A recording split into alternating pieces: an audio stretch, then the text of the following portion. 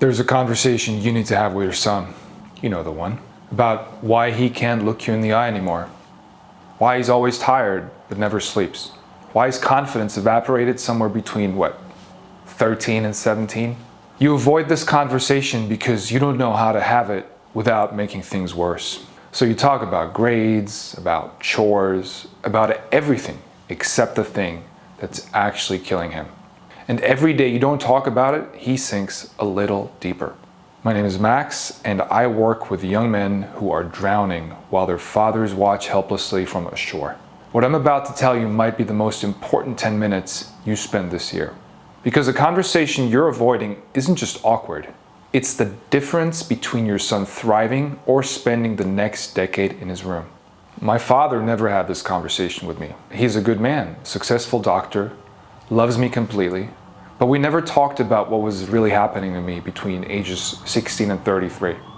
And the result is 17 years of unnecessary suffering that could have been prevented with one honest conversation. I'm not blaming him. He didn't know how. His father didn't know how. Most fathers don't. But that changes today. Let me tell you what's actually happening with your son. Not what you think is happening, what's really happening. He's probably addicted to porn. I was, from age 14, calculated at once 7.5 months of actual lifetime. Those are not metaphorical months. 225 days of watching other people have sex while my life passed by. But porn is just a symptom. The disease is deeper. Your son is drowning in shame. Shame is about who you are. And shame is eating him alive from the inside. Every interaction he has is tainted by it. Every time you talk to him, he's wondering if you can see it on him. If you know what a failure he really is. He can't maintain eye contact because eye contact requires believing you deserve to be seen. He doesn't believe that anymore. Now here's something most fathers don't understand, and it completely changed how I work with teenage boys. His brain is hypersensitive to disrespect right now. Not because he's dramatic or entitled, but because of biology. From puberty through the mid-20s, the reward center in his brain becomes ultra attuned to status signals. He's constantly scanning every interaction for whether he's being respected or disrespected, valued or dismissed. When he can't look you in the eye, it's not disrespect towards you. It's that he doesn't believe he deserves your respect. He's carrying so much shame that making eye contact feels like fraud. He's pretending to be someone worthy of your attention when he knows he's not. When I was 17, the most beautiful thing happened to me. A girl 4 years older than me seduced me.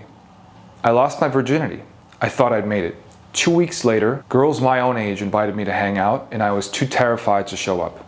Because external validation doesn't fix internal shame. It just highlights it. Your son isn't lazy. He's paralyzed. There's a difference. He isn't unmotivated. He's terrified of trying and confirming what he already suspects, that he's not good enough. He isn't choosing to waste his potential. He doesn't know how to access it because nobody's shown him how to earn the respect his brain is desperately craving for real challenges instead of digital substitutes. And here's the kicker. He thinks he's the only one. He thinks every other guy his age has it figured out. Social media shows him everyone else winning while he can't even get out of bed. He doesn't know that half his generation is going through exactly the same thing. So why don't fathers talk about this? 3 reasons, and I see this pattern with every parent who comes to me. First, you don't have the language. Nobody taught you these words. When your son is struggling, you default to what you know. Work harder, man up, stop being lazy. But here's what the research on teenage psychology shows. When you say these things, your son doesn't hear encouragement. He hears disrespect. His hypersensitive brain interprets man up as I don't take your struggle seriously. It reads as dismissal, not as belief in his potential. This is what I call the enforcer trap. You're setting high standards, which is good, but you're giving zero support. And that combination doesn't create resilience. It creates shame and rebellion. Second, you're terrified of making it worse. You see him pulling away, and you think if you push too hard, you'll lose him completely. So you stick to safe topics. School, sports, weather. Meanwhile, the real issue metastasizes. This is the protector trap. You're giving high support, you care deeply, but you're lowering the standards because you don't want to cause him stress. You tell yourself, he's not ready yet, or he's been through so much, or he's just sensitive. But here's what you need to understand. When you avoid the hard conversation to protect his feelings, his brain interprets that as, Dad doesn't think I'm capable of handling this. You think you're being supportive. He experiences it as you treating him like he's incompetent. And that's actually more damaging than the enforcer approach. Third, and this is a hard one, you might be running from your own version of this. Maybe not porn, but work addiction, phone addiction, emotional absence. The conversation you need to have with your son might be the conversation you've been avoiding with yourself. When I was drowning in my 20s, my father would ask about my plans, my career, my goals. Surface questions with surface answers. We never talked about why I couldn't get out of bed, why I was sabotaging every opportunity, why I was so desperately afraid of being seen. He watched me fail repeatedly and probably blamed himself, but he didn't know how to reach me because nobody had ever reached him in that way. The tragedy isn't that fathers don't care, it's that they care so much they're paralyzed by the fear of doing damage. So they do nothing, and nothing is still damage. Here's how you actually have this conversation. Not perfectly, there is no perfect, but effectively. And this is based on research about what actually works with teenage brains, not just what feels right to parents. First, you tell them your motive explicitly. This is called wise feedback, and there's actual studies showing this one shift doubles the success rate of difficult conversations. Don't say, we need to talk. That's ominous and triggers his threat detection system. Instead say, I want to have a conversation with you because I've noticed you're struggling and I have high standards for what your life can become. I know you're capable of way more than what you're experiencing right now, and I want to help you get there. You see the difference? You're being transparent about why you're bringing this up. You're signaling that you take him seriously, high standards, and that you believe in his capability. His hypersensitive brain will scan that statement and register respect, not judgment. Second, you ask questions where you genuinely don't know the answer, not interrogation questions like, did you do your homework? Those are questions where you already know he didn't, and he knows you know. That's not a question, that's a trap. Instead, ask questions that treat his perspective as valuable. When do you feel most like yourself these days? What do you think the difference is between who you are now and who you want to be? If you were coaching someone else going through what you're going through, what would you tell them? These aren't rhetorical. You actually shut up and listen. You don't interrupt. You don't immediately offer solutions. Because when you ask questions like this, you're doing something powerful. You're treating him as a capable thinker whose insights matter. You're conferring status through the question itself. I learned this the hard way in my mentorship work. Early on, I'd tell boys exactly what to do. Here's your problem, here's a solution, go execute. And they'd nod and do nothing. Then I started asking them, what's your theory about why this is hard for you? And something shifted. They think deeply and often come up with insights I hadn't even considered. And when they identified the pattern, they actually followed through on changing it.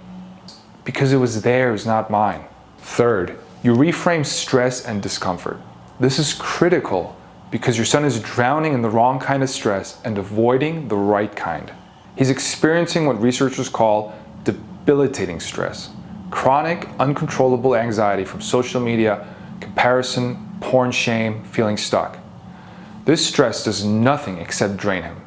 What he needs is enhancing stress, the acute discomfort of doing hard things that matter. Cold showers, difficult conversations, building something real. This stress makes you stronger. So in your conversation, when he talks about his anxiety or his struggle, don't say, don't stress about it, or try to relax. That dismisses the reality of what he's feeling. Instead, say something like, that anxious feeling you're describing, that's your body telling you this matters. That's not weakness. That's your system recognizing there's a gap between who you are and who you could be. We need to channel that energy into challenges that actually build you up instead of letting it eat you alive in your room. Fourth, you connect the hard conversation to contribution and purpose. Because teenage brains are asking, why does this matter? Constantly. And they're not asking because they're lazy. They're asking because they're seeking meaning and a way to prove their capability. Don't say, you need to talk about this for your future, or because I said so. Instead say, this conversation matters because the skills we're talking about, the ability to face hard truths, to ask for help, to do uncomfortable things. These are what will let you protect people you love, advocate for yourself, create opportunities nobody hands you. Men who can't have hard conversations watch injustice happen and stay silent. I know you're capable of more than that. Fifth, you end with something specific, not vague. Not, I'm here if you need me. He won't come to you with that. Instead, I found someone who works specifically with young men on exactly what you're going through. His name is Max, and he runs a program for teenage guys. Would you be willing to try 3 sessions and see if it helps? Or, starting next Tuesday, I want to have breakfast with you once a week. Just you and me. No agenda except checking in on how you're really doing. Can you commit to that for a month? Make it concrete, make it regular, make it his choice with a specific path forward. Here's what happens if you don't have this conversation.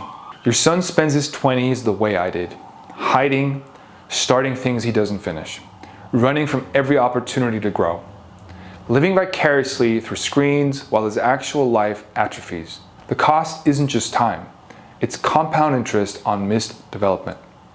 Every year he spends paralyzed is a year he's not building skills, relationships, and confidence. I know because I lived it. 17 years of watching other people live while I prepared to maybe someday possibly start to begin to think about living. Your son is probably 16, 17, 18.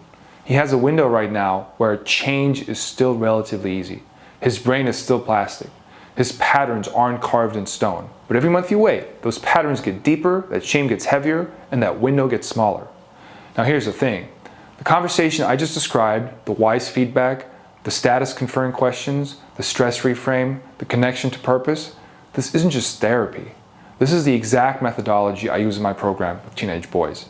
And it works because it's based on understanding how their brains actually function, not on how we wish they function. When a father comes to me and says, I can't get through to my son, the first thing I ask is, are you enforcing standards without support or protecting him from challenge without standards? Because both of those fail. What works is high standards plus high support. Believing he's capable of hard things while giving him the scaffolding to actually do them. The conversation you're avoiding isn't comfortable. It might be the hardest conversation you ever have. Your son might reject it initially. He might get angry. He might shut down. But someday, maybe in 5 years, maybe in 15, he'll remember that you tried, that you saw him struggling and you stepped into the discomfort to help. That when he was drowning, you didn't just watch from ashore, that you respected him enough to have the hard conversation instead of protecting him from it. I'm building a community for fathers who want to have this conversation but don't know how, and for sons who need someone who understands both the biology and the lived experience of what they're going through. The link is in the description. Don't wait. Every day matters more than you know. The conversation you're avoiding today is the regret you'll carry forever. Your son needs you to be uncomfortable for 10 minutes so he doesn't waste 10 years. He needs you to understand that his struggle isn't a character defect. It's a developmental need going unmet. That's a trade. Make it.